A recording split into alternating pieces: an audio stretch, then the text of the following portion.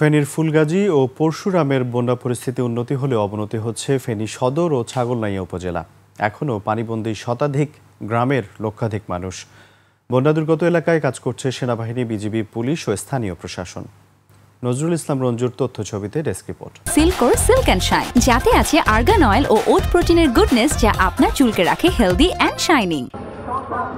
ফেনীর মুহুরী, সিলোনিয়া ও কহুয়া নদীর পানি বিপদসীমার নিচ দিয়ে প্রবাহিত হলেও বাঁধের ২১টি ভাঙন দিয়ে এখনও পানি প্রবেশ করছে। ফুলগাজী ও পরশুরামের পানি নামতে থাকায় আশ্রয়কেন্দ্র থেকে বাড়ি ফিরছে মানুষ। তবে নতুন করে প্লাবিত হচ্ছে ফেনী সদর ও ছাগলনাইয়া উপজেলার শতাধিক গ্রাম। তলিয়ে আছে ঘরবাড়ি, ফসলি জমি। বন্যা দুর্গতরা পোকামাকড় আর সাপের উপদ্রবে আতঙ্কে দিন কাটাচ্ছেন। গরু ঘরেও পানি, থাকার ঘরেও পানি, বাচ্চা কাচ্চা নিয়ে বহুত কষ্ট হইতে আছে। কিভাবে যাবো তা চিন্তা করতেছি, ছোট বাচ্চা লই পড়ি না মরি, এগুলো তো টেনশনে আছে।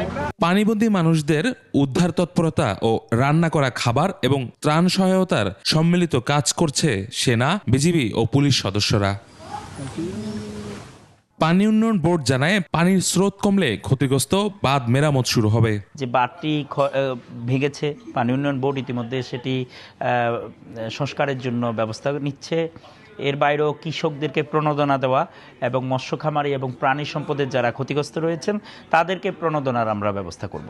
৭ জুলাই থেকে টানা বর্ষণ ও উজান থেকে নেমে আসা পাহাড়ি ঢলে মুহুরী, কহুয়া ও সিলোনিয়া নদীর বন্যা নিয়ন্ত্রণ বাঁধে ২১ স্থানে ভেঙে ১০৬ গ্রাম প্লাবিত হয়।